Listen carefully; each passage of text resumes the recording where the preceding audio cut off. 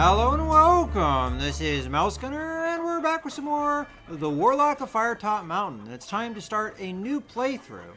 So, in my last playthrough, I played as Oran Godspeed, and we actually succeeded in defeating the Warlock.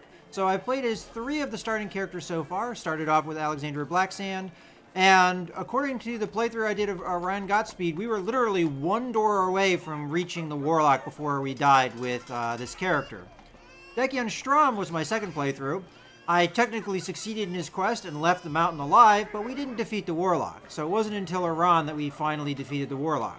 So there's one more starting character, but I don't think I'm going to play as her because her mechanics are very similar to the mechanics of Dekian Strom. The only real thing that's going to be different is her backstory, probably her quest. So it'd be interesting to play her at some point. And the attacks are going to be different than the other characters we played as so far. But I have 625 souls, which means I can buy, I think, pretty much any hero I would want to buy. Yeah, we could buy any of the characters in here. I don't know if I can do the last group here, the Kickstarter heroes. Let's see. No, we could do at least this one. I don't think we can afford this guy, though. All right, so there's only 2 characters that we can't afford. So that gives us a lot of choices here. I'm tempted to play as this character because of the shield. We have never played a character that actually uses a shield. And none of these characters use shields. So it would be interesting to see what happens with that one event where it says you don't use a shield when you find that shield. But in any case, we've got, I think I'd like to do the Intrepid Explorers, which is the next level up after the beginning Alancian heroes. So who do we want to be here? Well, we've got one Shu here, whose attributes he's dexterous and fearsome. Now, I don't know if I want to play another fearsome character. We just came out of Oran Godspeed's playthrough with someone that had the fearsome trait.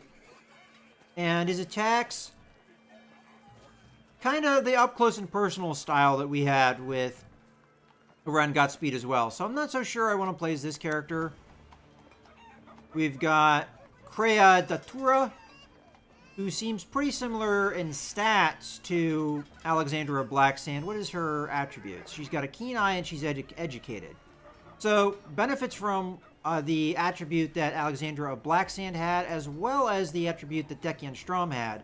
This is a very powerful combination, I think. And I think will be very useful. What is her attacks like? So she's up close kind of weak unless she's attacking to the left where she does a 3 damage.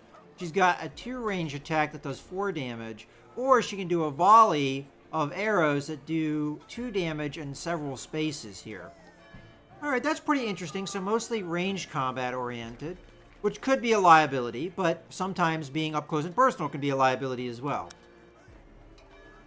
We have Annabella Dahab, who has Keen Eye and Lucky, and very good luck stat. I don't know how Lucky works. We haven't yet seen an attribute like that. It might be interesting to play as a character that we haven't seen a particular attribute and the way that it works. And she's Keen Eye. Okay, so that we've seen. And that's a pretty powerful attribute, in my opinion. Alright, so she is, again, kind of a liability up close and personal, at least straight ahead. She does have a strong right attack, so 3 damage there. She can do a right slash, so pretty strong to the right side. And then she's got this protected strike, which I think we took a look at before. So she can't be have any damage done to her when she's doing this attack, which is pretty dang powerful, especially when it does 4 damage. So that's a very powerful ability there. Of course, you have the cooldown that limits its power a little bit. But definitely an interesting character. Then finally we have Landov Lowan, who has quite a lot of stamina. That's interesting. Educated and righteous. Evil must beware the forces of good. So we have 2 new attributes in this group. Alright, so let's see his attacks. So he's pretty strong in the front. Weak in diagonals, though. Weak right attack, so only 1 damage. He's got a sweep in front of him that does 2 damage in an arc. And then he's got Rebuke, calling the Goddess of Peace. A lot of exudes a holy aura that saps the strength of those that stand against him. Targets it by this attack, deal 1 Okay, 1 damage for the next 3 okay. So I guess it does damage, but it also weakens them, gives them the weaken effect, where they do less damage for the next 3 rounds. That really isn't, in my opinion, all that useful, because ideally you don't want to get hit at all in a combat. But it is useful because it attacks all around him, which makes it pretty easy attack to hit. But he is pretty up close and personal. So most of the heroes here are close range, with the exception of the character here with the bow. Well, again, I want to play as a character that has a new attribute. So it's between these two, Landov Lowan and Hannibal Dahab. And I kind of like the Landov Lowan's thing with the Righteous. I want to see what that does. We've seen Educated before. But we've seen, Educated and Keen Eye and Fearsome before. So there's some attributes we've definitely seen before. Let's go ahead and read the description here. The youngest son of a Salamonian noble, Landov Lowan is a wandering priest in the services of Uzrel, goddess of peace. His aim is to spread peace and love throughout the lands of Alancia. Although he is not above smiting evildoers with his warhammer, if necessary. He is the epitome of calm despite the fact that he has led a wandering life for many years. He uses his holy powers to change the attitude of hostile creatures, heal his companions, and erect protective wards against the undead and demonic fiends. Okay, well, I think we've got a good idea of his attack. So, does a lot of damage up close. He's got a good few area effect attacks. Kind of weak in the diagonal, so we're going to have to keep that in mind. He's a little bit pricey compared to some of the other heroes in this category. He's the priciest, actually. But we got plenty of souls in the last playthrough, so I'm going to go ahead, buy him, and select him. Oh, that's interesting. You get the color in once you buy them. All right, let's go ahead. Okay, so we're going to go ahead and travel to the Firetop Mountain. I think we're more or less prepared, and we don't need to do any of these other things. And here we go.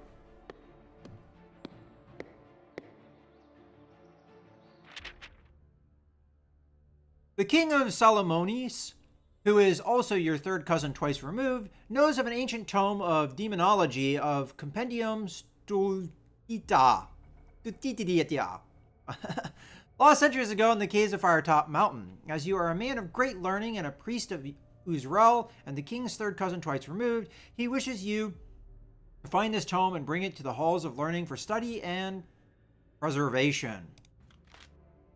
To complicate matters, Firetop Mountain has been overrun by orcs, goblins, and hordes of evil creatures in the service of Zagor, a powerful warlock who has amassed a great fortune by preying on villagers and travelers around the mountain. As a priest of Uzrel, the goddess of peace, you command powers that defy the undead and the demonic hordes. It is time to end Zagor's reign of terror forever.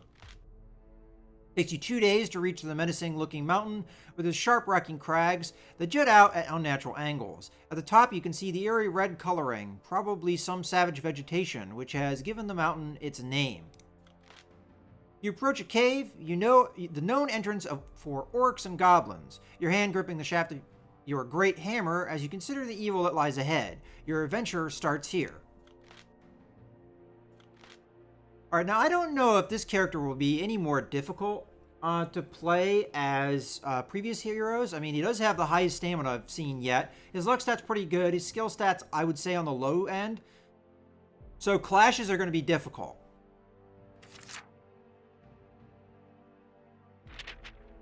You see dark, slimy walls with pools of water on the stone floor in front of you. The air is cold and dank. Hearing faint scurrying to the east, you light your lantern. May Uzrel grant me courage in this place of pure evil. Okay, before we start, I want to see what our quest is. Quest, search for an ancient tome of demonology, last heard to be in the Dwarven Halls. So it kind of gives us an idea of where to go, because I know where the Dwarven Halls are. And we don't have anything else in our backpack besides the standard 5 visions, a great hammer, a lantern, and a backpack. Okay. Approach the fork ahead. For a few yards, you arrive at a junction. We'll turn east. The sound of scurrying continues ahead of you, as well as the sound of heavy footsteps. Orcs are not undead, so my powers are ineffective. I should be cautious if I meet some. A few yards ahead, at the limit of the light cast by your lantern, you catch sight of a cleft in the tunnel wall. We'll duck inside the cleft and to hide. Shutting your lantern, you wait with bated breath in the darkness. You listen intently as the footsteps come closer and then pass by your hiding place, without the owners of those footsteps ever knowing you are there. And we're going to go ahead and continue east. The passageway soon comes to an end at the solid-looking wooden door. Trying to open it, the door refuses to budge. You listen at the door, but hear nothing. A good kick should be all it takes to get this door open. We'll attempt to kick the door down instead. Give the door a mighty kick, and it swings open easily. You're about to enter when you notice that the room is actually a pit. Had you charged the door, you'd be nursing a sore rump by now. Examining the pit, you notice that the sides are full of handfolds, so it should not be difficult to climb back out. Climb into the pit.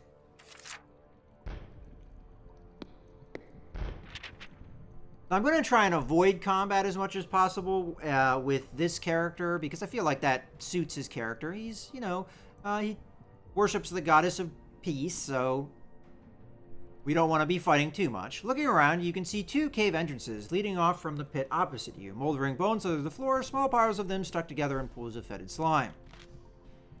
You think back to your education on Dwarven architecture.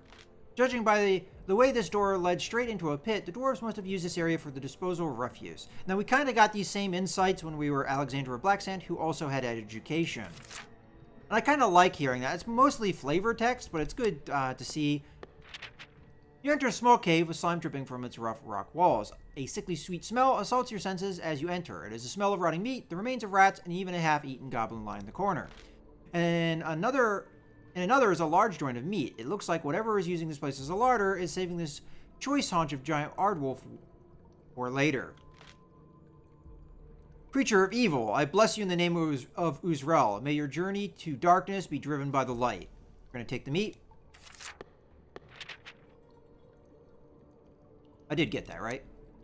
Yeah, we got it. All right. Let's go ahead and leave the pit.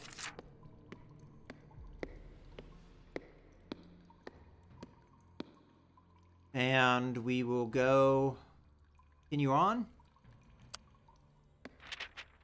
A little way along the passageway, you come to what is clearly a sentry post. You approach with caution and can see an orc in leather armor asleep at his post. I should really smite this lazy creature. Carefully approach the sleeping orc. There's no other way through the orc other than straight in front of him. You could try to sneak past, or perhaps directly approach, or the direct approach might be better. I might have a skill roll with the try to tiptoe past. You know what? Let's just fight him. I want to get a combat in here so we can get familiar with the mechanics of this character. There's an angry snort from the orc as he wakes. He grumpily gets up with a start, draws his weapon, and snarls at you, ready to fight.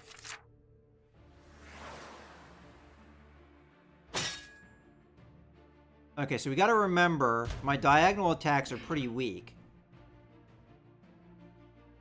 I think I'm going to move here. Okay, so he's probably going to move, and he's probably going to move here. We'll give him a nice, good thump. Okay, so he's going to attack me. More than likely a straight-on attack. Let's see if we can sidestep it. Oh, he's going to move. I'm just going to attack there again. Alright. We won. Got a couple souls out of it. The passageway begins to widen until you enter a cave. However, blocking the cave's exit are two of the ugliest creatures you have ever seen. They have the proportions of dogs, but their hide is rough and scaly. Each beast is chained to the cave walls, secured to their thick brass collars. Two orc hounds begin to snarl and strain at their chains. They cannot reach you, but their chains are long enough that should you approach, you will not be able to escape their slavering jaws. These poor hounds have not been treated well by the looks of it.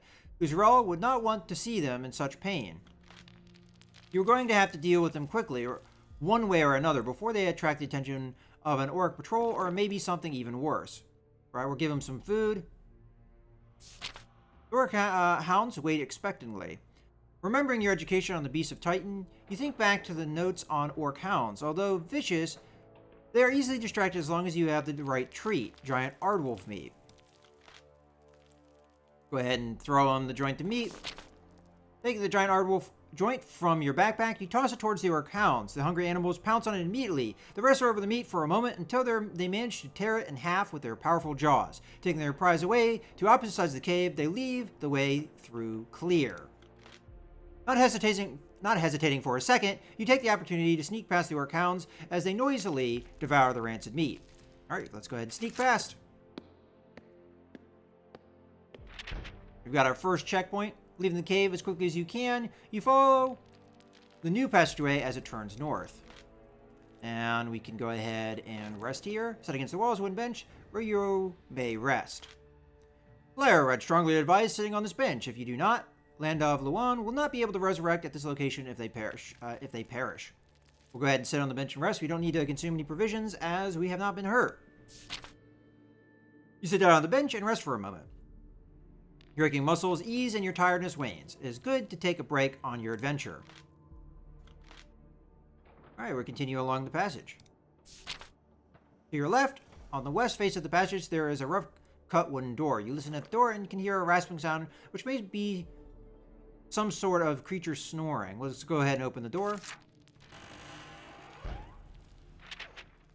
The door opens to reveal a small, smelly room. In the center of the room is a rickety wooden table on which stands a lit candle. Underneath the table is a wooden box. Judging by the remains of the dwarven architecture, this room has not changed much from its original purpose. Sleeping quarters for the night watch, proving that your educated guess is correct. You see a green-skinned orc asleep on a straw mattress.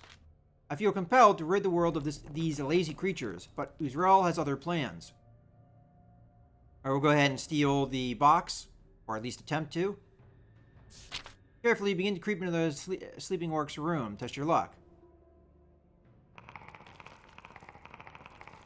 Alright, we succeed. But usually when you test luck, you're going to lose a point, which is why I really don't like having to test my luck like that. You take the box and creep out of the room. With the box in hand, you leave the room and open the box in the passageway. Inside, you find 4 gold pieces and a small mouse, which must have been the creature's pet. Alright. Release the mouse, which scurries off down the passageway. So maybe not worth the loss to my luck there, but you arrive at another door, you listen, but you hear nothing. Try opening the door. The door opens to reveal a small room with stone floor and dirty walls. There's a stale smell in the air. In the center of the room is a makeshift wooden table on which is standing a lit candle. Under the table is a small box. In the far corner of the room is a straw mattress. Now I know that this is full of snakes. And I'm just going to leave it be. It's possible that there is a chance for something to be in the box, but not having the keen eye to know that there's something wrong with it, even educated, if you hit open the box, I know this from the Alexander of Black Sand playthrough, even though he's educated, he'll read on the box that it says snakes or something and open it anyway. So the educated stat will give you something out of this, but it won't give you anything that actually prevents you from taking the damage from being bit by the snake and then having to fight the snake. And every instance I've seen, the box is otherwise empty. But the way this game works is there are keys of Zagor that give you pretty much the reward at the end if you beat Zagor. I know this because I went through and I beat the game with around Godspeed. And the keys are randomly placed, so it's always possible, perhaps, that there would be a key on this box, and just some of the time it's there, some of the time it's not. But we're going to go ahead and leave the room. I'm actually curious what happens if we go eastward with this character. Because Decian Strom could go that way, and he was dexterous, and he could avoid the combat. I'm curious about a character that's not dexterous, whether or not this is even a way that you can go. Let's go ahead and try it, though. You follow the passage as it slopes downwards until you find yourself at the corner of a large chamber. The architecture suggests that this was originally made by dwarven hands, but it has clearly been repurposed by the orcs. It appears to have been turned into some kind of training hall. Dotted around the chamber are a number of wooden posts that bear the marks of axes and other weapons. A cacophonous din echoes around the hall as green-skinned creatures and leather armor either strike their posts with their swords or each other with wooden cudgels. You guess this is what passes for a training session among the brutish orcs. While Uzrael compels me to enter this room and purify these creatures, I must be more cautious. At the eastern end of the chamber, there are 2 doors. Halfway along the north wall of the hall is another door secured by an iron gate. At the eastern end of the chamber, there are 2 doors. Halfway along the north wall of the hall is another doorway secured by an iron gate. All right, I already read that.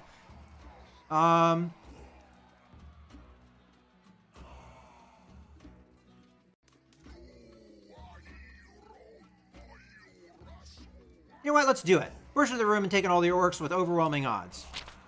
Pause for a moment, considering your decision. The trading hall is crawling with orcs, and it would be either very brave or very foolish for an adventurer such as yourself to enter it.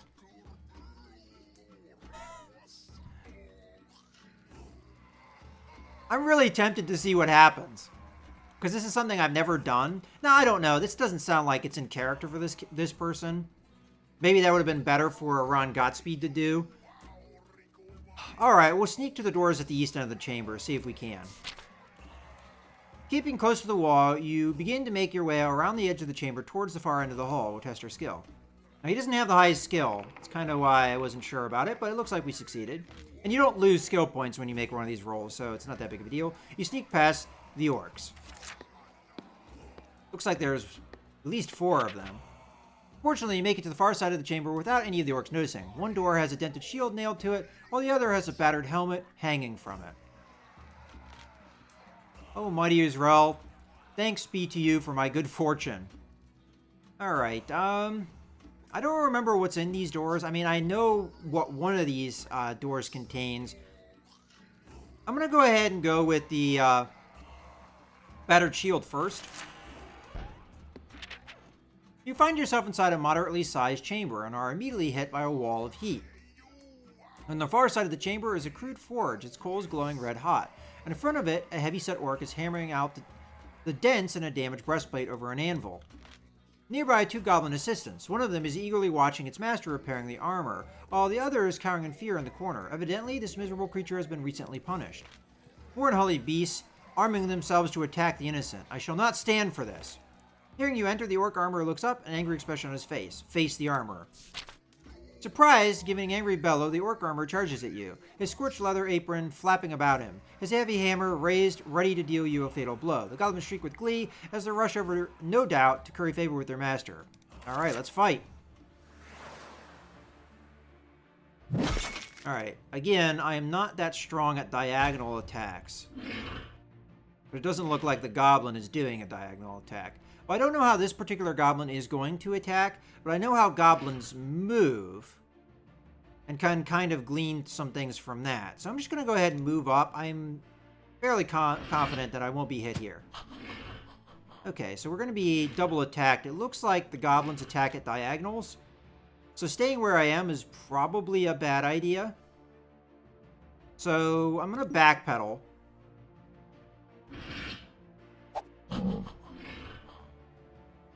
Okay, I'm fairly confident that this goblin's going to move here.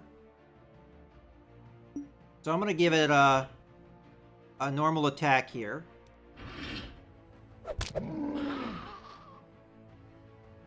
I didn't see this guy shake, so I don't think he's going to attack. Alright, I might get hit from the behind here, but I think the correct move here is do a hammer smite, which will sweep these. Well, 2 spaces in front of me. It would normally do 3 spaces in front of me, but the 1 is off the board, obviously. So we'll go ahead and do this, because I think the orc is going to move forward. Let's see if we're right. Alright.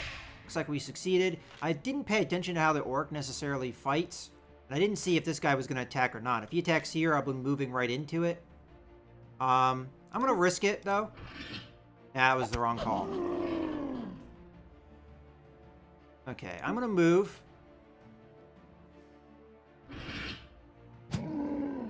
Okay, so this guy's definitely going to move. So we're just going to do a normal attack here.